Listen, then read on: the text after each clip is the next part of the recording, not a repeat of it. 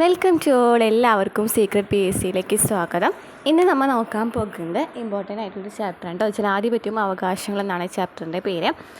അപ്പോൾ നമ്മുടെ ചാനലിൽ പുതിയ SCERT ക്ലാസ്സുകളൊക്കെ സ്റ്റാർട്ട് ചെയ്തിട്ടുണ്ട്. ഇനിയും SCERT പഠിച്ച് തുടങ്ങാത്തവർക്കും അതുപോലെ SCERT പഠിച്ച് കഴിഞ്ഞവർക്കും റിവിഷൻ പോലെയാണ് കേട്ടോ ക്ലാസ്സുകൾ ചെയ്യുന്നുണ്ട്.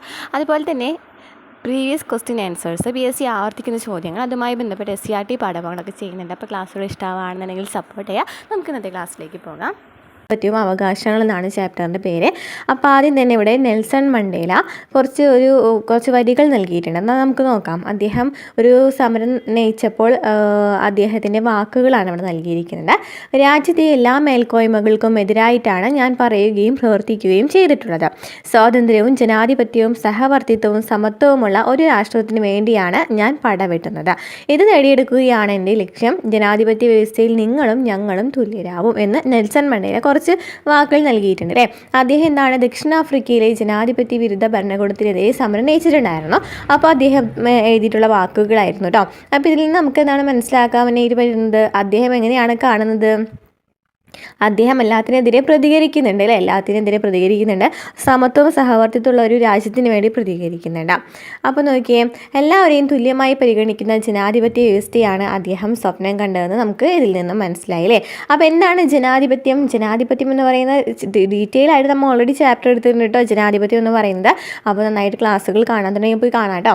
അപ്പോൾ ജനാധിപത്യ വിരുദ്ധ ഗവൺമെൻറ്റുകൾ എവിടെയൊക്കെ നിലനിന്നോ അവിടെയൊക്കെ ജനാധിപത്യ പ്രക്ഷോഭങ്ങളും ഉണ്ടായിട്ടുണ്ട് അല്ലേ. ജനാധിപത്യ വിരുദ്ധ ഗവൺമെൻറ്റുകൾ എവിടെയൊക്കെ ഉണ്ടോ അവിടെയൊക്കെ എന്തുണ്ടായിരിക്കാം, പ്രക്ഷോഭങ്ങളും ഉണ്ടായിട്ടുണ്ടായിരിക്കാം. ജനാധിപത്യ ഭരണക്രമത്തിന് വേണ്ടി നടന്ന സമരങ്ങളിൽ ശ്രദ്ധേയമായിട്ടുള്ളൊരു ഉദാഹരണമാണ് ഇന്ത്യയുടെ ഈ സ്വാതന്ത്ര്യ സമരം എന്ന് പറയുന്നത് അല്ലേ. 1857 ഒന്നാം സ്വാതന്ത്ര്യ സമരം നടന്നിട്ടുണ്ടായിരുന്നു. അതിനുശേഷം നമുക്ക് 1947 നമുക്ക് സ്വാതന്ത്ര്യം കിട്ടുന്നത്. അപ്പോൾ ഇതൊക്കെ എന്താണ്, ജനാധിപത്യ വിരുദ്ധ സമരങ്ങൾക്കെതിരെ നടന്ന പ്രക്ഷോഭങ്ങളായിരുന്നു.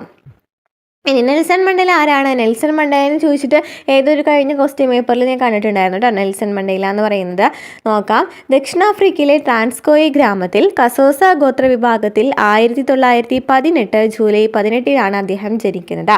അപ്പോൾ നെൽസൺ മണ്ടേല എവിടെയാണ് ജനിക്കുന്നത്? ദക്ഷിണാഫ്രിക്കയിലെ ട്രാൻസ്കോയി ഗ്രാമത്തിൽ കസോസ ഗോത്ര വിഭാഗത്തിൽ 1918 ജൂലൈ 18 അദ്ദേഹം ജനിക്കുന്നത്. ഓക്കെ, ദക്ഷിണാഫ്രിക്കയിലാണ് ജനിച്ചത്. ദക്ഷിണാഫ്രിക്കയിലെ നീഗ്രോ വംശജരുടെ അവകാശ സംരക്ഷണത്തിന് വേണ്ടിയിട്ടാണ് അദ്ദേഹം പോരാടിയിരുന്നത്. ദക്ഷിണാഫ്രിക്കയിലെ നീഗ്രോ വംശജരുടെ അവകാശ സംരക്ഷണത്തിന് വേണ്ടിയിട്ടാണ് അദ്ദേഹം പോരാടിയിരുന്നത്. ആഫ്രിക്കൻ നാഷണൽ കോൺഗ്രസിൻ്റെ മുൻനിര പോരാളിയായിരുന്നു അദ്ദേഹം. എവിടെയായിരുന്നു? ആഫ്രിക്കൻ നാഷണൽ കോൺഗ്രസിൻ്റെ മുൻനിര പോരാളികളിൽ ഒരാളായിരുന്നു നെൽസൺ മണ്ടേല. രാജ്യദ്രോഹം കുറ്റം ചുമത്തി നടപ്പിലാക്കപ്പെട്ട അദ്ദേഹത്തിന് 26 വർഷവും 7 മാസവും 10 ദിവസവും ജയിൽ കഴിയേണ്ടി വന്നു. അപ്പോൾ അദ്ദേഹം എത്രയാണ് പറയുന്നത്? അദ്ദേഹത്തിന് 26 വർഷം 7 മാസം 10 ദിവസമാണ് ജയിൽ കഴിയേണ്ടി വന്നത്. 1990 ഫെബ്രുവരി 11 ജയിൽ മോചിതനായ അദ്ദേഹം 1994 മെയ് 10 ദക്ഷിണാഫ്രിക്കയിലെ പ്രസിഡന്റായത്. അപ്പോൾ ദക്ഷിണാഫ്രിക്കൻ പ്രസിഡന്റ് ആയത് എന്നാണ്? 1994 മെയ് 10. 2013 ഡിസംബർ 5 95 വയസ്സിലാണ് അദ്ദേഹം മരിക്കുന്നത്. അപ്പോൾ അദ്ദേഹം ദക്ഷിണാഫ്രിക്കയിൽ പ്രസിഡന്റ് ആയിട്ടുണ്ടായിരുന്നു. കുറച്ച് നാൾ ജയിലിലൊക്കെ കഴിയേണ്ടതായിട്ട് വന്നിട്ടുണ്ടായിരുന്നു അല്ലേ. അതിനുശേഷം 1994 ആയപ്പോൾ അദ്ദേഹം പ്രസിഡന്റാണ്, ദക്ഷിണാഫ്രിക്കൻ പ്രസിഡന്റ് ആവുന്നത് അല്ലേ. ഏത് വംശമായിരുന്നു? നീഗ്രോ വംശജനായിരുന്നു അല്ലേ. ഇനി ജനാധിപത്യ വ്യവസ്ഥയ്ക്ക് വലിയ സ്വീകാര്യത ലഭിക്കുമ്പോൾ തന്നെ വിവിധ രാജ്യങ്ങളിൽ ജനാധിപത്യേതര ഗവൺമെൻറ്റുകളും നിലനിൽക്കുന്നുണ്ട്. അപ്പോൾ ജനാധിപത്യ ഗവൺമെൻറ്റുകൾ മാത്രമല്ല, ജനാധിപത്യേതര ഗവൺമെൻറ്റുകളും ഇപ്പോഴും നിലനിൽക്കുന്നുണ്ട് എന്നാലേ പറയുന്നത്. അപ്പോൾ എന്തൊക്കെയായിരിക്കാം അവിടെ നമ്മളുടെ ഈ ഭരണത്തിൽ നിന്നും വ്യത്യസ്തമായിട്ടുണ്ടായിരിക്കാം? നോക്കി, കുറച്ച് തലക്കെട്ടുകൾ നൽകിയിട്ടുണ്ട് കേട്ടോ, വാർത്താ തലക്കെട്ടുകൾ നൽകിയിട്ടുണ്ട്. ഭൂട്ടാൻ രാജാവ് 4 ദിവസത്തെ സന്ദർശനത്തിന് ഇന്ന് തലസ്ഥാനത്തെത്തും. ഇന്ത്യയിലെ ആസൂത്രണ കമ്മീഷന് പകരം സംവിധാനം നീതി ആയോഗ് എന്ന് പ്രധാനമന്ത്രി. ബ്രൂണൈ സുൽത്താൻ തന്റെ പിൻഗാമിയെ ഇന്ന് പ്രഖ്യാപിക്കും. മ്യാൻമറിൽ പട്ടാള ഭരണകൂടത്തിനെതിരെ ജനാധിപത്യവാദികൾ ശക്തമായ പ്രക്ഷോഭത്തിന് ഒരുങ്ങുന്നു. അപ്പോൾ ഇതൊക്കെ എന്താണ്, നമ്മുടെ രാജ്യങ്ങളിൽ നിൽക്കുന്ന ഗവൺമെൻറ്റുകളെ കുറിച്ചൊക്കെയല്ലേ പറയുന്നത്. ഗവൺമെൻറ്റിൻ്റെ ഓരോ കാര്യങ്ങളാണ് നമുക്ക് ഇതിൽ നിന്ന് മനസ്സിലാക്കുന്നത്. അപ്പോൾ നമുക്ക് ഓരോ രാജ്യങ്ങളും അവരുടെ ഗവൺമെൻറ്റിൻ്റെ രൂപം എങ്ങനെയാണെന്ന് നമുക്ക് നോക്കാം. ഇന്ത്യയിലാണെന്നുണ്ടെങ്കിൽ എന്തായിരുന്നു? ഇന്ത്യയിൽ ജനാധിപത്യ ഭരണമാണല്ലേ നടക്കുന്നത്. ഇനി ഭൂട്ടാനിൽ ഏത് നടക്കുന്നത്? ഭൂട്ടാനിൽ ഭരണഘടനാപരമായ രാജവാഴ്ചയാണ് ഭൂട്ടാനിൽ നടക്കുന്നത്. അതുപോലെ തന്നെ ഇന്ത്യയിൽ ജനാധിപത്യ ഭരണമാണ്. ബ്രൂണൈയിൽ സുൽത്താൻ ഭരണം, മ്യാൻമറിൽ പട്ടാള ഭരണം അല്ലേ. അപ്പോൾ ഇത് പഠിച്ചു വെക്കാട്ടോ. ഭൂട്ടാനിൽ ഭരണഘടനാപരമായ രാജവാഴ്ച ബാബ അല്ലേ. ഇന്ത്യയിൽ ജനാധിപത്യ ഭരണം, ബ്രൂണൈയിൽ സുൽത്താൻ ഭരണം, മ്യാൻമറിൽ എന്താണ് പട്ടാള ഭരണം. ബ്രൂണൈയിൽ സുൽത്താൻ ഭരണം, മ്യാൻമറിൽ പട്ടാള ഭരണം. ഓക്കെ, മേൽ സൂചിപ്പിച്ച ഗവൺമെൻറ്റുകൾ തമ്മിലുള്ള വ്യത്യാസങ്ങൾ എന്തെല്ലാമാണ്?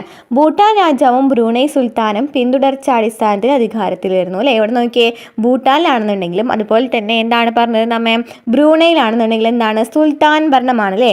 ഭൂട്ടാനിലാണെന്നുണ്ടെങ്കിൽ രാജവാഴ്ചയാണ്, അതായത് അവിടെ ഒരു സുൽത്താൻ രാജാവുണ്ട്. അതുപോലെ തന്നെ ബ്രൂണൈയിലാണെങ്കിലോ സുൽത്താനുള്ളത്.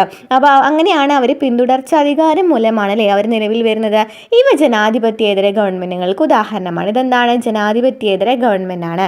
അപ്പോൾ എന്താ പറഞ്ഞത് നമ്മൾ? ഭൂട്ടാനിൽ ഭരണഘടനാപരമായ രാജവാഴ്ചയും പിന്നെ ഇത് നമ്മൾ പറഞ്ഞത് ബ്രൂണൈയിൽ സുൽത്താൻ ഭരണവുമാണ്.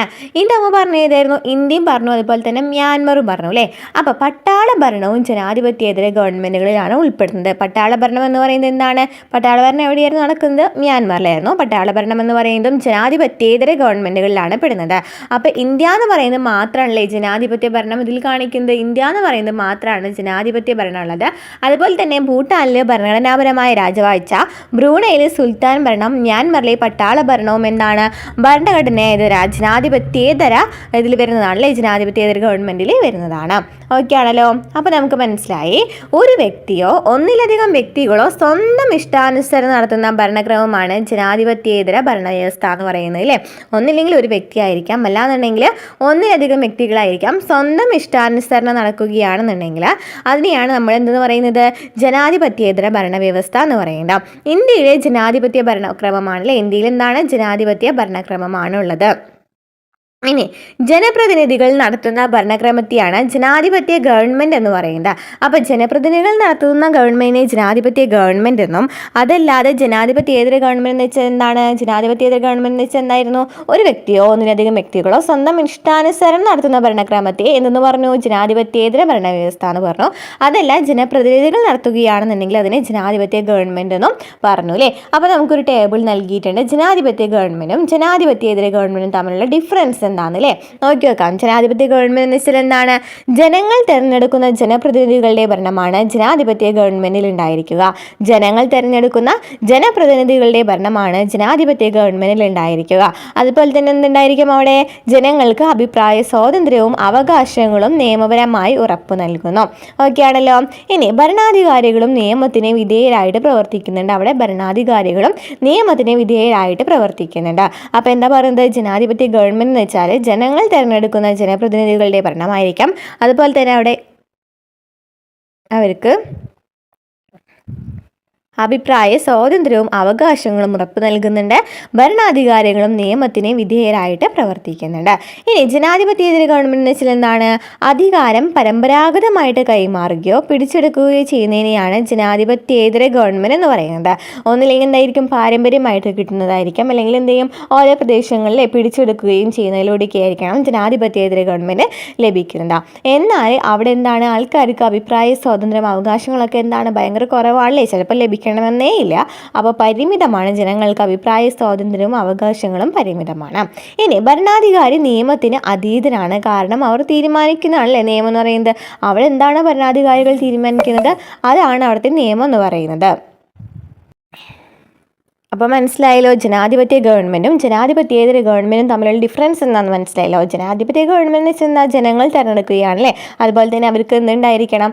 നിയമത്തിന് വിധേയരായിട്ടായിരിക്കും അവർ പ്രവർത്തിക്കുന്നുണ്ടായിരിക്കുക. അതുപോലെ തന്നെ ജനങ്ങൾക്ക് അഭിപ്രായ സ്വാതന്ത്ര്യം അവകാശങ്ങളൊക്കെ ലഭിക്കും. അതിന് എക്സാമ്പിളാണ് ഇന്ത്യ എന്ന് പറയുന്നത്. ഇനി ജനാധിപത്യേതര ഗവൺമെൻറ് എന്ന് വെച്ചാൽ എന്താണെന്ന് പറഞ്ഞു?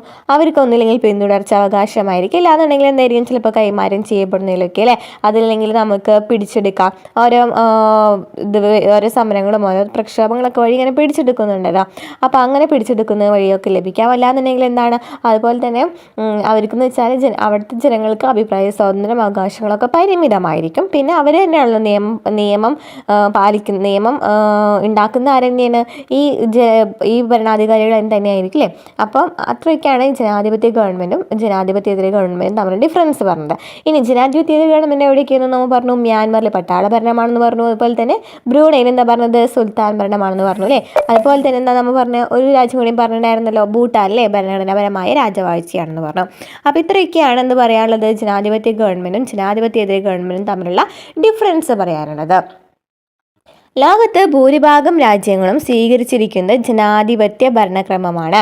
ലോകത്ത് ഭൂരിഭാഗം രാജ്യങ്ങളും സ്വീകരിച്ചിരിക്കുന്നതെന്നാണ് ജനാധിപത്യ ഭരണക്രമമാണ്. മറ്റുള്ള സമ്പ്രദായങ്ങളെ അപേക്ഷിച്ച് അതിനുള്ള മേന്മകളാണ് ഇതിനുള്ള കാരണമെന്ന് പറയുന്നത്. മറ്റുള്ള സമ്പ്രദായങ്ങളെ അപേക്ഷിച്ചിരുന്നതിന് എന്തുണ്ട്, കുറേ മേന്മകളുണ്ട്. അപ്പോൾ ഏതൊക്കെ മേന്മകളാണ് ഇവിടെ ഉള്ളത് നമുക്ക് നോക്കാം. ജനാധിപത്യ ഗവൺമെൻറ്റിൻ്റെ മേന്മകൾ എന്തൊക്കെയാണ്? ജനാഭിലാഷം മാനിക്കുന്നുണ്ട് അല്ലേ, നമുക്കറിയാം അല്ലേ, അവരുടെ അഭിപ്രായങ്ങളും ഇതൊക്കെ അവർ എന്ത് ചെയ്യുന്നുണ്ട്, പാലിക്കുന്നുണ്ട്. അതുപോലെ തന്നെ വ്യക്തി സ്വാതന്ത്ര്യം സംരക്ഷിക്കുന്നുണ്ട്. ഭരണാധികാരികളും ജനങ്ങളും ഒരേ നിയമത്തിന് തന്നെയാണ് വിധേയരാകുന്നത്. രണ്ടുപേർക്ക് ഓരോ നിയമമാണോ? അല്ല അല്ലേ, ഒരേ നിയമത്തിന് തന്നെ ഭരണാധികാരികളും ജനങ്ങളും, അതായത് എല്ലാവരും തുല്യരാണ്. ഇനി ഭരണാധികാരികൾ ജനങ്ങളോടാണ് കടപ്പെട്ടിരിക്കുന്നത്, അവരെയാണല്ലോ അതിൽ തിരഞ്ഞെടുക്കുന്നത്. അപ്പോൾ ഇത്രയൊക്കെയാണ് ജനാധിപത്യ ഗവൺമെൻറ്റിൻ്റെ മേന്മകൾ എന്ന് പറയുന്നത്. ജനാഭിലാഷം മാനിക്കുന്നു, വ്യക്തി സ്വാതന്ത്ര്യം സംരക്ഷിക്കുന്നു, ഭരണാധികാരികളും ജനങ്ങളും ഒരേ നിയമത്തിന് വിധേയരാണ്, ഭരണാധികാരികൾ ജനങ്ങളോട് കടപ്പെട്ടിരിക്കുന്നു. ഓക്കെ ആണല്ലോ, ക്ലിയർ ആയല്ലോ അല്ലേ. അപ്പോൾ നമുക്ക് നോക്കിയ ഒരു ടേബിൾ നൽകിയിട്ടുണ്ട്. ഇതിൽ ഏതൊക്കെയായിരിക്കണം ജനാധിപത്യ ഗവൺമെൻറ് എന്ന് പറയുന്നത് നമുക്ക് നോക്കാം. ജനാധിപത്യ ഗവൺമെൻറ് എന്തായിരിക്കാം, ഇവിടെ എന്തായിരിക്കാം വരുന്നത്, കൃത്യമായ കാലപരിധിയിലായിരിക്കും തെരഞ്ഞെടുപ്പ് നടക്കുന്നത് അല്ലേ ജനാധിപത്യ ഗവൺമെൻറ്റിന്. അതുപോലെ തന്നെ ജനപ്രതിനിധികളുടെ ഭരണമായിരിക്കും. അതുപോലെ തന്നെ ഇവിടെ എന്താണ്, വ്യക്തി സ്വാതന്ത്ര്യം നിലനിൽക്കുന്നുണ്ട് അല്ലേ, വ്യക്തി സ്വാതന്ത്ര്യം നിലനിൽക്കുന്നുണ്ട്. പിന്നെ എന്താണ്, ജനാഭിപ്രായം മാനിക്കുന്നുണ്ട്. ഇതൊക്കെ എന്താണ്, ജനാധിപത്യ ഗവൺമെൻറ് ആയിട്ട് വരും. ഇനി തലമുറകളായിട്ട് കൈമാറുന്ന ഭരണക്രമം എന്താണ്, ജനാധിപത്യേതര ഭരണമായിരിക്കും. അതുപോലെ തന്നെ രാജാവിൻ്റെ അല്ലെങ്കിൽ സുൽത്താൻ അല്ലെങ്കിൽ പട്ടാള മേധാവിയുടെ ഭരണമായിരിക്കാം അവിടെ അല്ലേ. അതുപോലെ തന്നെ എന്താണ്, കോടതികൾക്ക് നിയന്ത്രണം ഉണ്ടായിരിക്കാം. അവരുടെ അഭിലാഷങ്ങളൊക്കെ വ്യക്തി ങ്ങളൊക്കെ മാനിക്കുന്നുണ്ടോ? ഇല്ല അല്ലേ. അപ്പോൾ ഇതിന് നമുക്ക് എന്ത് മനസ്സിലായി, ജനാധിപത്യ ഗവൺമെൻറ്റുകളെ ഇതര ഗവൺമെൻറ്റുകളിൽ നിന്നും വ്യത്യസ്തമാക്കുന്ന പ്രധാന ഘടകം എന്ന് പറയുന്നത് ആ ഉറപ്പ് നൽകുന്ന അവകാശങ്ങളാണ്. പൗരന്മാർക്ക് ജനാധിപത്യ ജീവിതം സാധ്യമാകണമെങ്കിൽ എന്ത് നിലനിൽക്കണം, പൗരാവകാശങ്ങൾ നിലനിൽക്കണം. ജനാധിപത്യ രാജ്യമായ ഇന്ത്യയിൽ നമുക്ക് ലഭ്യമായ ഏതാനും അവകാശങ്ങൾ നൽകിയിട്ടുണ്ടല്ലോ അല്ലേ, നമ്മൾ പഠിച്ചിട്ടുണ്ടായിരുന്നു അല്ലേ. ജീവിക്കാനുള്ള അവകാശം, വിദ്യാഭ്യാസത്തിനുള്ള അവകാശം, അഭിപ്രായ സ്വാതന്ത്ര്യം, സംഘടനാ സ്വാതന്ത്ര്യം എന്നൊക്കെ പറയുന്നത് ജനങ്ങൾക്ക് ലഭിക്കുന്ന എന്താണ്, അവകാശങ്ങളാണ് അല്ലേ. ജനാധിപത്യ രാജ്യങ്ങളിൽ മാത്രമാണല്ലേ ഈ അവകാശങ്ങളൊക്കെ ലഭിക്കുന്നുണ്ടായിരിക്കാം. അപ്പോൾ നോക്കി ഒരു ചിത്രം നൽകിയിട്ട് പറയുന്നുണ്ട്, ഒരു ഫറാ ബേക്കർ പറയുന്ന ഒരു വേർഡ്സ് നമുക്ക് നോക്കാം. സ്പെയിൻ യാത്രയിൽ നിന്നും ഗിത്താർ പഠിക്കുന്നതിൽ നിന്നും എൻ്റെ സ്വപ്നങ്ങൾ മാറിയിരിക്കുന്നു. ജീവനോടെ ഇരുന്നാൽ മതി. അധിനിവേശമില്ലാതെ സ്വതന്ത്രരായി സമാധാനത്തോടെ ജീവിക്കുന്നത് എങ്ങനെയുണ്ടാകും? ഞാൻ ഒരിക്കലും അത് അറിഞ്ഞിട്ടില്ല. അത്രയ്ക്ക് മനോഹരമാണോ അതെന്നൊക്കെയാണ് ചോദിച്ചിരിക്കുന്നത്. കാരണം ആ കുട്ടി എങ്ങനെയാണ് ജീവിക്കുന്നുണ്ടായിരിക്കുക. പലസ്തീൻ ഒരു കുട്ടിയുടെ വാക്കുകളാണ്. അത് നോക്കിയേ, ബാല്യകാലം മുതൽ യുദ്ധഭൂമിയിൽ ജീവിക്കേണ്ടി വന്ന 16-കാരിയായ പലസ്തീൻ പെൺകുട്ടികളുടെ വാക്കുകളാണിത്. സ്വപ്നം കാണാൻ പോലും സാധിക്കാത്ത വിധം യുദ്ധം ഫറാ ബക്കറിൻ്റെ എല്ലാ പ്രതീക്ഷകളും തകർത്തു. ഇതുപോലെ സ്വാതന്ത്ര്യം, സമാധാനം, അവകാശങ്ങൾ എന്നീ പദങ്ങളുടെ അർത്ഥം എന്താണെന്നറിയാതെ ധാരാളം പേർ ഈ ലോകത്ത് ജീവിച്ചിരിക്കുന്നുണ്ട് അല്ലേ. എന്താണ് അപ്പോൾ അവകാശം എന്ന് പറയുന്നത്? എന്താണ് അവകാശം? ഒരു പൗരന് മെച്ചപ്പെട്ട ജീവിതം കൈവരിക്കുന്നതിനും തൻ്റെ ശേഷിയും കഴിവും വികസിപ്പിക്കുന്നതിന് സഹായകമായതും സമൂഹവും രാഷ്ട്രവും ഉറപ്പു നൽകുന്നതുമായ വ്യവസ്ഥകളെയാണെന്ന് പറയുന്നത് അവകാശങ്ങൾ എന്ന് പറയുന്നത്. അപ്പോൾ എന്താണ് അവകാശങ്ങൾ? ഒരു പൗരന് മെച്ചപ്പെട്ട ജീവിതം കൈവരിക്കുന്നതിനും തൻ്റെ ശേഷിയും കഴിവും വികസിപ്പിക്കുന്നതിനും സഹായകമായതും സമൂഹവും രാഷ്ട്രവും ഉറപ്പു നൽകുന്നതുമായ വ്യവസ്ഥകളെയാണ് അവകാശങ്ങൾ എന്ന് പറയുന്നത്. അവകാശ സംരക്ഷണത്തിന് ആവശ്യമായ നടപടികൾ എല്ലാ രാജ്യങ്ങളിലെയും ഗവൺമെൻറ്റുകൾ സ്വീകരിക്കാറുണ്ട്.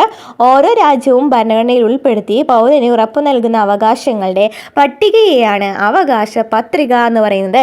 നമുക്കറിയാലേ, നമ്മുടെ ഈ സിലബസിൽ എടുത്തു പറയുന്ന ഒരു ടോപ്പിക്കാണ് അവകാശങ്ങൾ എന്ന് പറയുന്നത് അല്ലേ. എന്ന് നമ്മൾ ഇത്ര നാൾ വരെ കുറച്ച് പ്രീവിയസ് ക്വസ്റ്റ്യൻ ആൻസേഴ്സ് ഒക്കെ ചെയ്യുന്നുണ്ടല്ലോ. അപ്പോൾ അതിലൊക്കെ എന്ത് കാണിക്കുന്നുണ്ട് നമുക്കറിയാലേ, മൗലിക കർത്തവ്യങ്ങളും മൗലിക അവകാശങ്ങളൊക്കെ റിപ്പീറ്റ് അടിച്ച് ചോദിക്കുന്ന ക്വസ്റ്റ്യൻ ആണല്ലേ. അപ്പോൾ നമുക്ക് ഈ ചാപ്റ്റർ എത്രത്തോളം ഇമ്പോർട്ടൻ്റ് ആണെന്നാണ് മനസ്സിലാക്കേണ്ടത്. അപ്പോൾ അവകാശ സംരക്ഷണത്തിന് ആവശ്യമായ നടപടികളെല്ലാം രാജ്യത്തിലെ ഗവൺമെൻറ്റുകൾ സ്വീകരിക്കാറുണ്ട്. അപ്പോൾ എന്താണ് അവകാശ പത്രിക എന്ന് പറയുന്നത്? ഓരോ രാജ്യവും ഭരണഘടനയിൽ ഉൾപ്പെടുത്തി പൗരന് ഉറപ്പ് നൽകുന്ന അവകാശങ്ങളുടെ പട്ടികയാണ് അവകാശ പത്രിക എന്ന് പറയുന്നത്. ഇന്ത്യയുടെ അവകാശ പത്രിക എന്താണ്? അപ്പോൾ മൗലിക അവകാശങ്ങളാണല്ലേ. ഇന്ത്യയുടെ അവകാശ പത്രിക എന്ന് പറയുന്നത് എന്താണ്? മൗലിക അവകാശങ്ങളാണ്.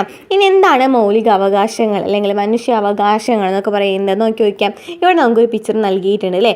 പെരിയാർ മലിനീകരണം, തീരദേശവാസികൾ ആശങ്കയിൽ, ഇന്ത്യയിലെ അസംഘടിത മേഖലയിൽ തൊഴിൽ ചൂഷണം വർദ്ധിക്കുന്നു. ഡിസംബർ 10 മനുഷ്യാവകാശ ദിനം എന്ന് പറയുന്നത് ശിവകാശിയിലെ പടക്ക നിർമ്മാണ ഫാക്ടറിയിലെ കുട്ടികളിൽ ഗുരുതരമായ ആരോഗ്യ പ്രശ്നങ്ങളെന്ന് റിപ്പോർട്ട് എന്ന് പറയുന്ന കുറച്ച് കോളാശകൾ നൽകിയിട്ടുണ്ട്. അപ്പോൾ ഇവിടെ എന്താണ് ചെയ്യുന്നത്? അവകാശം നിഷേധിക്കാനിടയാക്കുന്ന ചില സാഹചര്യങ്ങളും അവ സംരക്ഷിക്കുന്നതിനുള്ള ശ്രമങ്ങളുമാണ് കോളാശിൽ പ്രതിപാദിച്ചിരിക്കുന്നത്. അവകാശ ലംഘനങ്ങൾ ഉണ്ടാകുമ്പോഴാണ് അവകാശ സംരക്ഷണത്തിന് വേണ്ടിയുള്ള ശ്രമങ്ങൾ ഉണ്ടാകുന്നത്. ആധുനിക കാലത്ത് അവകാശങ്ങളെ പൊതുവെ മനുഷ്യാവകാശങ്ങൾ എന്ന നിലയ്ക്കാണ് വിലയിരുത്തപ്പെടുന്നത്. ആധുനിക കാലത്ത് അവകാശങ്ങൾ എന്താണ്? പൊതുവെ മനുഷ്യാവകാശങ്ങൾ എന്ന നിലയ്ക്കാണ് വിലയിരുത്തപ്പെടുന്നത്. മനുഷ്യവംശത്തിലെ ഒരു അംഗം എന്ന നിലയിൽ എല്ലാവർക്കും ഒരുപോലെ ലഭ്യമായിരിക്കേണ്ട അവകാശങ്ങളെയാണ് മനുഷ്യാവകാശങ്ങൾ എന്ന് പറയുന്നത്.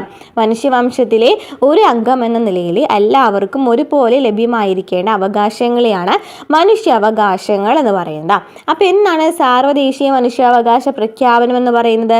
ചോദിച്ചിട്ടുണ്ട് കേട്ടോ. 1948 ഡിസംബർ 10 സാർവദേശീയ മനുഷ്യാവകാശ പ്രഖ്യാപനം നിലവിൽ വന്നത്. അപ്പോൾ ഈ മനുഷ്യാവകാശത്തിനെ കുറിച്ചിട്ടും മനുഷ്യാവകാശ കമ്മീഷനെ കുറിച്ചും ഡീറ്റെയിൽ ആയിട്ട് 9ാം ക്ലാസ്സിലെ SCERTയിൽ നമ്മൾ എടുത്തിട്ടുണ്ട് കേട്ടോ. അപ്പോൾ ക്ലാസ്സുകൾ കാണാത്തവരുണ്ടെങ്കിൽ പോയി കാണാം. ആദ്യം തന്നെ ഈ ക്ലാസ് കണ്ടതിന് ശേഷം അത് കാണുകയാണെന്നുണ്ടെങ്കിൽ കുറച്ചും കൂടി ഡീറ്റെയിൽ ആയിട്ട് നമുക്ക് മനസ്സിലാക്കാനായിട്ട് പറ്റും ഓരോ ടോപ്പിക്കിനെ കുറിച്ചിട്ട് കേട്ടോ. അപ്പോൾ 1948 എന്തുണ്ടെന്ന് പറയുന്നതാണ്? 1948 ഡിസംബർ 10 സാർവദേശീയ മനുഷ്യാവകാശ പ്രഖ്യാപനം നിലവിൽ വന്നിട്ടുണ്ടെന്ന് പറയുന്നുണ്ട്. അതിനു മുമ്പ് നോക്കി എന്താണ് സാർവദേശീയ മനുഷ്യാവകാശ പ്രഖ്യാപനം എന്ന് വെച്ചാൽ എല്ലാ മനുഷ്യരും സ്വതന്ത്രരായി ജനിക്കുന്നു, പദവിയിലും അവകാശത്തിലും തുല്യത പുലർത്തുന്നു, അവർ ബുദ്ധിയും മനസാക്ഷിയും കൊണ്ട് അനുഗ്രഹീതരും പരസ്പര സാഹോദര്യം പുലർത്തുവാൻ നിർബന്ധിതരുമാണ്. ഇതിനെയാണ് പറയുന്നത്. അപ്പോൾ സാർവദേശീയ മനുഷ്യാവകാശ പ്രഖ്യാപനം എന്ന് വെച്ചാൽ എന്താണ്? എല്ലാ മനുഷ്യരും സ്വതന്ത്രരായിട്ടാണ് ജനിക്കുന്നത്, പദവിയിലും അവകാശത്തിലും തുല്യത പുലർത്തുന്നുണ്ട്, അവർ ബുദ്ധിയും മനസാക്ഷിയും കൊണ്ട് അനുഗ്രഹീതയും പരസ്പര സാഹോദര്യം പുലർത്താൻ നിർബന്ധിതരുമാണെന്നൊക്കെയാണ് പറയുന്നത്. അപ്പോൾ ഈ സാർവദേശീയ മനുഷ്യാവകാശ പ്രഖ്യാപനം വഴി എന്തൊക്കെ അവകാശങ്ങളായിരിക്കാം നൽകിയിട്ടുണ്ടായിരിക്കുക? ജീവിക്കുവാനുള്ള അവകാശം, സ്വാതന്ത്ര്യത്തിനുള്ള അവകാശം, സംഘടനാ സ്വാതന്ത്ര്യം, തൊഴിലവകാശം, സംസ്കാരവും ഭാഷയും ലിപിയും സംരക്ഷിക്കുവാനുള്ള അവകാശം അല്ലേ? അപ്പോൾ ജീവിക്കുവാനുള്ള അവകാശം, സ്വാതന്ത്ര്യത്തിനുള്ള അവകാശം, സംഘടനാ സ്വാതന്ത്ര്യം, തൊഴിലവകാശം, സംസ്കാരവും ഭാഷയും ലിപിയും സംരക്ഷിക്കുവാനുള്ള അവകാശം. മനുഷ്യാവകാശ സംരക്ഷണത്തിന് വേണ്ടി ഇന്ത്യ ഗവൺമെൻറ് ദേശീയ തലത്തിലും സംസ്ഥാന തലത്തിലും നിരവധി നടപടികൾ കൈക്കൊണ്ടിട്ടുണ്ട്. അവയിൽ പ്രധാനപ്പെട്ടതാണ് ദേശീയ മനുഷ്യാവകാശ കമ്മീഷനും സംസ്ഥാന മനുഷ്യാവകാശ കമ്മീഷനുകളുടെയും രൂപീകരണം എന്ന് പറയുന്നത്. അപ്പം ഇത് ഈ ക്ലാസ്സുകൾ കണ്ടതിന് ശേഷം 9ാം ക്ലാസ്സിലെ SCERTയിലെ മനുഷ്യാവകാശ കമ്മീഷനെ കുറിച്ചിട്ട് ഇതിനും കൂടുതൽ ഡീറ്റെയിൽ ആയിട്ട് പറയുന്നുണ്ട് കേട്ടോ. അപ്പോൾ ഞാൻ അതിൻ്റെ ലിങ്ക് ഞാൻ താഴെ കൊടുക്കാം. അത് കാണാട്ടോ എന്തായാലും, എന്നാലാണ് ആ ഒരു ടോപ്പിക്ക് കംപ്ലീറ്റ് ആയി നമുക്ക് പറയാനായിട്ട് പറ്റുള്ളൂ. ഇനി ജീവിക്കുവാനുള്ള അവകാശം എന്നാൽ എന്താണ്? അന്തസ്സോടെയുള്ള ജീവിതം എന്നാണ് അർത്ഥമാക്കുന്നത്. ജീവിക്കാനുള്ള അവകാശം എന്ന് വെച്ചാൽ അന്തസ്സോടെയുള്ള ജീവിതം എന്നാണ് അർത്ഥമാക്കുന്നത്. ശുദ്ധവായു, ശുദ്ധജലം, മതിയായ പോഷകാഹാരം എന്നിവയൊക്കെ ജീവിക്കാനുള്ള അവകാശത്തിൻ്റെ ഭാഗമാണ്. ശുദ്ധവായു, ശുദ്ധജലം, മതിയായ പോഷകാഹാരം എന്നിവയൊക്കെ ജീവിക്കുവാനുള്ള അവകാശത്തിൻ്റെ ഭാഗമാണ്. ഇനി എന്താണ് ദേശീയ മനുഷ്യാവകാശ കമ്മീഷൻ എന്ന് വെച്ചാൽ? ദേശീയ മനുഷ്യാവകാശ കമ്മീഷൻ എന്ന് വെച്ചാൽ എന്താണ്? മനുഷ്യാവകാശ സംരക്ഷണത്തിന് വേണ്ടിയിട്ട് ദേശീയ തലത്തിൽ കൈക്കൊണ്ട പ്രധാന നടപടിയാണ് ദേശീയ മനുഷ്യാവകാശ കമ്മീഷന്റെ രൂപീകരണം എന്ന് പറയുന്നത്. മനുഷ്യാവകാശ സംരക്ഷണത്തിന് വേണ്ടിയിട്ട് ദേശീയ തലത്തിൽ രൂപം കൊണ്ട പ്രധാന നടപടിയാണ് ദേശീയ മനുഷ്യാവകാശ കമ്മീഷന്റെ രൂപീകരണം എന്ന് പറയുന്നത്. അപ്പോൾ എന്നാണ് ദേശീയ മനുഷ്യാവകാശ കമ്മീഷൻ രൂപം വന്നത്? 1993 പാർലമെന്റ് പാസാക്കിയ മനുഷ്യാവകാശ സംരക്ഷണ നിയമം അനുസരിച്ചാണ് കമ്മീഷൻ രൂപം നൽകിയിട്ടുള്ളത്. ഇനി ഈ കമ്മീഷനിലെ അംഗം എന്ന് പറയുന്നത് എത്ര അംഗങ്ങൾ ഉണ്ടായിരിക്കാം? ആരായിരിക്കും അതിൻ്റെ ചെയർമാൻ എന്ന് പറയുന്നത്? നോക്കാം. ദേശീയ മനുഷ്യാവകാശ കമ്മീഷനിൽ ചെയർമാൻ ഉൾപ്പെടെ 5 അംഗങ്ങളാണ് ഉണ്ടാകുന്നത്. അപ്പോൾ ദേശീയ മനുഷ്യാവകാശ കമ്മീഷനിൽ എത്ര അംഗങ്ങളുണ്ടായിരിക്കും? 5 അംഗങ്ങളുണ്ടായിരിക്കും. ആരൊക്കെയാണ്? റിട്ടയർ ചെയ്ത ഒരു സുപ്രീം കോടതി ചീഫ് ജസ്റ്റിസ് ഉണ്ടായിരിക്കും. അദ്ദേഹമായിരിക്കും കമ്മീഷൻ്റെ ചെയർമാൻ എന്ന് പറയുന്നത്. റിട്ടയർഡ് ചെയ്തിട്ടുള്ള സുപ്രീം കോടതി ചീഫ് ജസ്റ്റിസ് ഉണ്ടായിരിക്കും. അദ്ദേഹമാണ് ദേശീയ മനുഷ്യാവകാശ കമ്മീഷൻ്റെ ചെയർമാൻ എന്ന് പറയുന്നത്.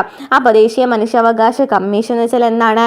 മനുഷ്യാവകാശ സംരക്ഷണത്തിന് വേണ്ടിയിട്ട് ദേശീയ തലത്തിൽ കൈക്കൊണ്ട കൈക്കൊണ്ട പ്രധാന നടപടിയാണ് ദേശീയ മനുഷ്യാവകാശ കമ്മീഷന്റെ രൂപീകരണം.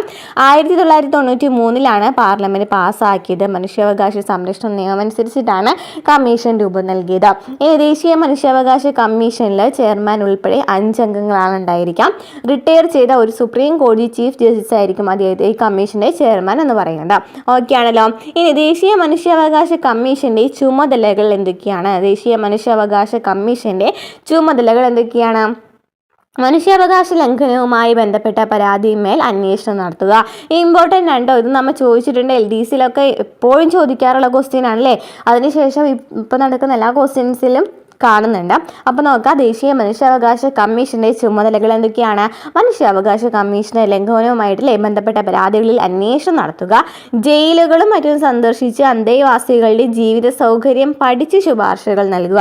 ഇത് കാണുമ്പോൾ ചിലപ്പോൾ ഒരു ഡൗട്ട് തോന്നും അല്ലേ, ജയിലുകൾ സന്ദർശിക്കുന്നതൊക്കെ ഇതിൽ വരുന്നുണ്ടോയെന്ന്. അപ്പോൾ ജയിലുകളും മറ്റും സന്ദർശിച്ച് അന്തേവാസികളുടെ ജീവിത സൗകര്യം പഠിച്ച് ശുപാർശകൾ നൽകുക, മനുഷ്യാവകാശ സംരക്ഷണത്തിന് ഫലപ്രദമായ നിർദ്ദേശങ്ങൾ നൽകുക, മനുഷ്യാവകാശ രംഗത്ത് പ്രവർത്തിക്കുന്ന സന്നദ്ധ സംഘടനകളെ പരിപോഷിപ്പിക്കുക.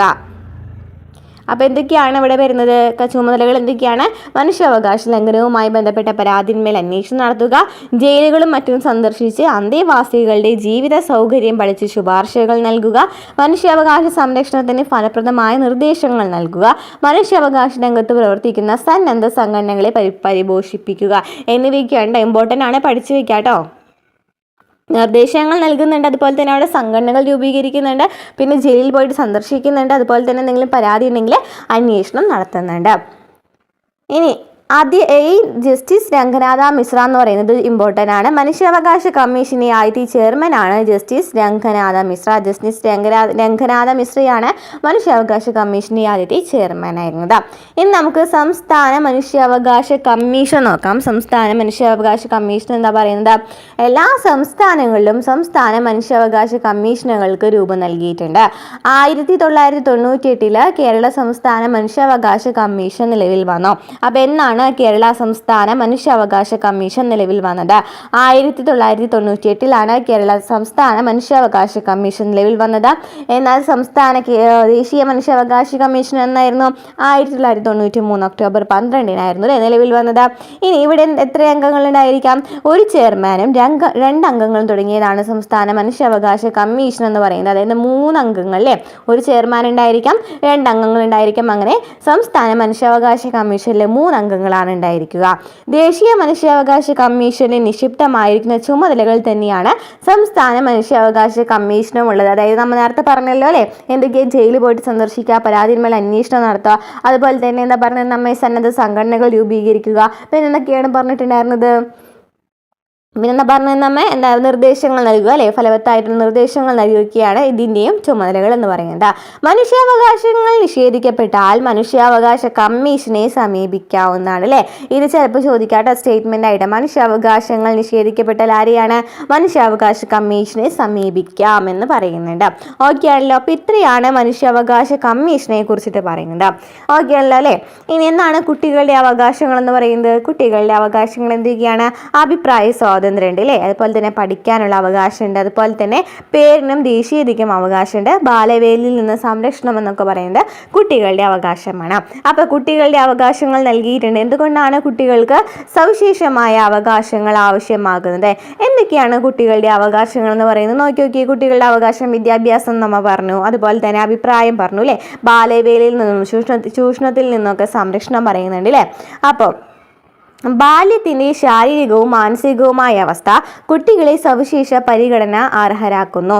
അതിനാൽ കുട്ടികളെ അവകാശ സംരക്ഷണം വളരെ പ്രാധാന്യമാണ്. അപ്പോൾ എന്താണ് പറയുന്നത്? ബാല്യത്തിൻ്റെ ശാരീരികവും മാനസികവുമായ അവസ്ഥ കുട്ടികളെ സവിശേഷ പരിഗണന അർഹരാക്കുന്നുണ്ട്. അതിനാൽ കുട്ടികളുടെ അവകാശ സംരക്ഷണം വളരെ പ്രാധാന്യമാണ്. വിദ്യാഭ്യാസം കുട്ടികളുടെ പ്രധാന അവകാശമാണ്. 2009 പാർലമെന്റ് പാസ്സാക്കിയ വിദ്യാഭ്യാസ അവകാശ നിയമം ഇതെടുത്തു പറയുന്നു. അപ്പോൾ എന്നാണ് വിദ്യാഭ്യാസ അവകാശ നിയമം പാസ്സാക്കിയത് പാസ്സാക്കുന്നതെന്നാണ് 2009 അല്ലേ. 2009 വിദ്യാഭ്യാസ അവകാശ നിയമം പാസ്സാക്കിയത്. അതുപോലെ തന്നെ 6 മുതൽ 14 വയസ്സ് വരെയുള്ള പ്രായമുള്ള കുട്ടികൾക്കാണ് സൗജന്യവും നിർബന്ധിതമായ വിദ്യാഭ്യാസം ഇത് ഉറപ്പാക്കുന്നത്. അതായത് നമ്മൾ പറഞ്ഞു 2009 പാർലമെന്റ് വിദ്യാഭ്യാസ അവകാശ നിയമം കൊണ്ടുവന്നത്. അത് പ്രകാരം 6 മുതൽ 14 വയസ്സ് വരെയുള്ള എല്ലാ കുട്ടികൾക്കും സൗജന്യവും നിർബന്ധിതവുമായ വിദ്യാഭ്യാസം ഉറപ്പാക്കുന്നുണ്ട്.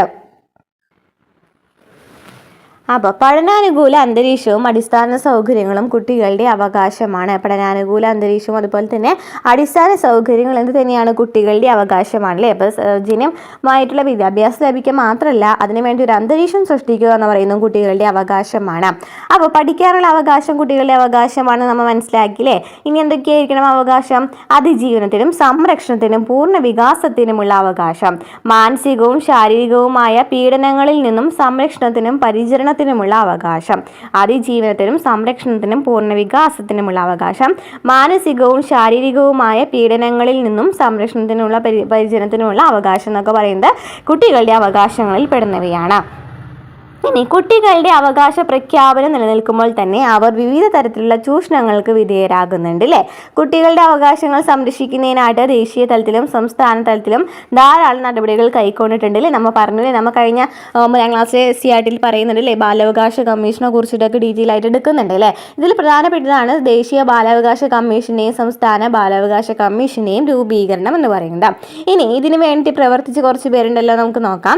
കൈലാഷ് സത്യാർത്ഥി ആരാണ്? 2014 മലാലയോടൊപ്പം സമാധാനത്തിനുള്ള നോബൽ സമ്മാനം ലഭിച്ചിട്ടുണ്ടായിരുന്നു. ബച്പൻ ബച്ചാവോ ആന്തോളൻ എന്ന സംഘടന രൂപീകരിച്ച് ബാലവേലയ്ക്കെതിരെ പ്രവർത്തിച്ചിട്ടുണ്ടായിരുന്നത് ഏതായിരുന്നു? ബച്പൻ ബച്ചാവോ ആന്തോളൻ എന്ന സംഘടന രൂപീകരിച്ച് ബാലവേലയ്ക്കെതിരെ പ്രവർത്തിച്ചിട്ടുള്ള ആളായിരുന്നു കൈലാഷ് സത്യാർത്ഥി. അപ്പോൾ ബാലവേലയ്ക്കെതിരെ പ്രവർത്തിച്ചത് ആരായിരുന്നു? കൈലാഷ് സത്യാർത്ഥി ആയിരുന്നു.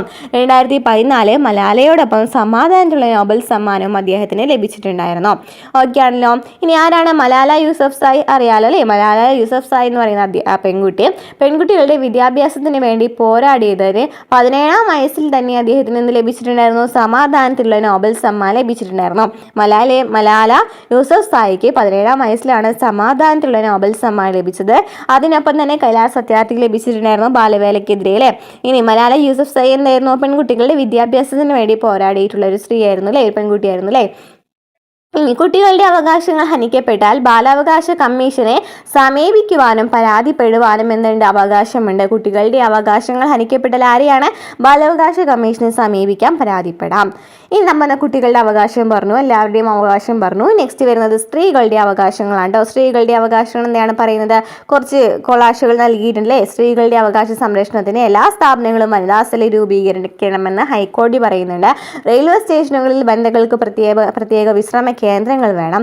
അതുപോലെ നിർഭയ എന്ന് പറയുന്നത് സ്ത്രീ സുരക്ഷ ഉറപ്പാക്കാനുള്ള നിയമ നടപടിയാണ്. കേരളത്തിൽ തദ്ദേശ സ്വയംഭരണ സ്ഥാപനങ്ങളിൽ 50% വനിതാ സംവരണം നൽകുന്നുണ്ടെന്നൊക്കെ പറയുന്നുണ്ട് അല്ലേ. അപ്പോൾ മുകളിൽ കൊടുത്ത വാർത്തകളിൽ എന്താണ് പറയുന്നത്? സ്ത്രീകളുടെ അവകാശ സംരക്ഷണത്തെ കുറിച്ചിട്ടാണ് പറയുന്നത്. സ്ത്രീകൾക്കെതിരായ വിവേചനം അവസാനിപ്പിക്കുന്നതിനും അവരുടെ ഉന്നമനത്തിനുമായിട്ട് 1979 സ്ത്രീ വിവേചന ഉന്മൂലന ഉടമ്പടി ഐക്യരാഷ്ട്രസഭ അംഗീകരിച്ചത്.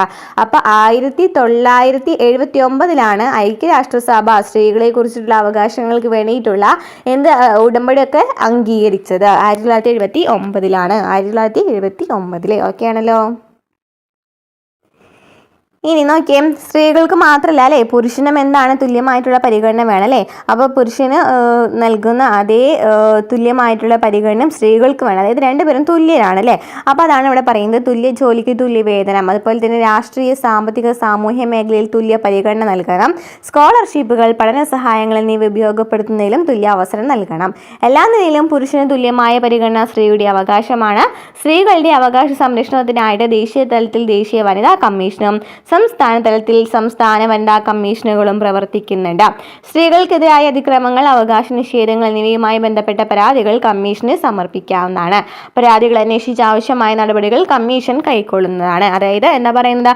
വനിതകൾക്ക് വേണ്ടിയും കമ്മീഷനുണ്ട്, ദേശീയ തലത്തിലും സംസ്ഥാന തലത്തിലുണ്ടല്ലേ. എന്തെങ്കിലും പരാതി ഉണ്ടെന്നുണ്ടെങ്കിൽ അങ്ങനെ സമർപ്പിക്കാവുന്നതാണ് എന്ന് പറഞ്ഞു.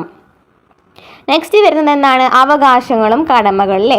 അവകാശങ്ങൾ മാത്രമാണ് നമുക്ക് വേണ്ടത് അല്ല അല്ലേ, കടമകളും വേണമെന്ന് നമ്മൾ പറഞ്ഞു അല്ലേ.